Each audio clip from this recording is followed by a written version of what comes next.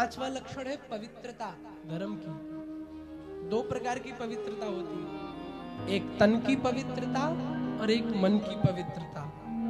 तन की पवित्रता तो खत्म हो रही है। हमारे जो रसोई घर जिसमें सबसे पहले धर्म की शुरुआत होती है, चप्पल पहन के घुस रहे हम, कुछ भी उनसे काट पीट के कुछ भी बन रहा है। धर्म की सबसे पहली शुरुआत, माताओं ध्यान देना, धर्म की सबसे पहली शुरुआत आपकी रसोई घर से होनी चाहिए।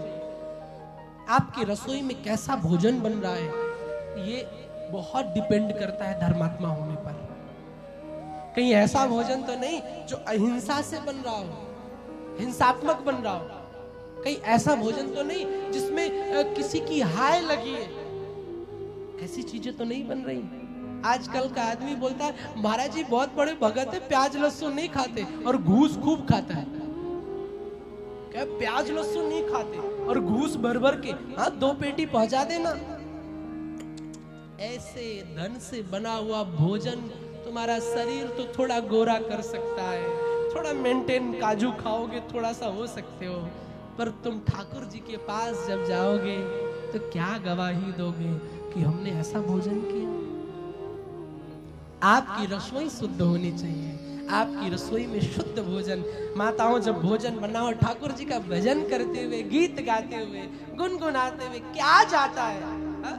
थोड़ा सा बैठे रसोई में ठाकुर जी का गीत गा दिया, वो भोजन भी प्रसाद बन जाता है। पर आजकल तो भोजन बन रहा है और 2 हेडफोन लगा लिए और कच्चा बादाम सुन रही है आजकल की मम्मी। वो सुन रही है, वो भोजन बन रहा, पकौड़ी तल रही है ऐसे और कान में लगा है वो पल पल न माने टिंकू जिया।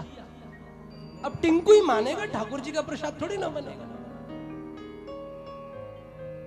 भोजन बनाओ तो राम राम करते हुए, गीत गाते हुए। धर्म की शुरुआत है, यहां से धर्म शुरू होता है।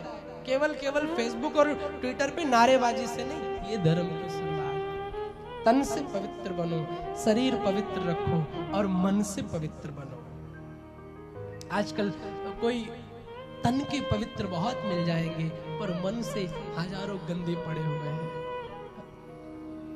सामने कुछ नहीं बोलेगा, तुम अगर उसको गाली दे रहे हो, राजनीति में है या कहीं, सामने नहीं बोलेगा, अंदर ही चल रहा है, मौका आएगा तब तुझे बताऊंगा। अंदर से गंदगी, यार टान माने दो तब तुझे देख लूंगा। ऐसे लोग भी बहुत खतरनाक होते हैं। ये भी धर्मात्मा नहीं है। धृति क्षमा दमोस्तेयम। धर्मात्मा कौन है? जिसके पास क्षमा है, धैर्य है, दमन है, अस्तेय है, पवित्रता है, इंद्रिय निग्रह है। और उसके बाद में एक बड़ा विषय है धीर विद्या, जो सत्य बोलता है, जो अक्रोधी है, जिसको क्रोध नहीं आता है। और एक बड़ा विषय है धीर विद्या। धीर माने विवेक, सब बातों का विवेक रखना कि ये सत्य भी कहां बोलना और कहां नहीं। इस बात का ज्ञान होना भी धर्मात्मा कहलाता है। अब मान लो आप सत्य बोलने की बात व्यासपीठ से सुने और कोई डाकू आप आके चाकू लगा दे और बोले हाँ भाई बताओ तिजोरी कहाँ रखी है, तो बोलो पंडित जी ने बताया था, तो सत्य बोलो। हाँ? तो वहां पर कैसे ध्यान रखना है?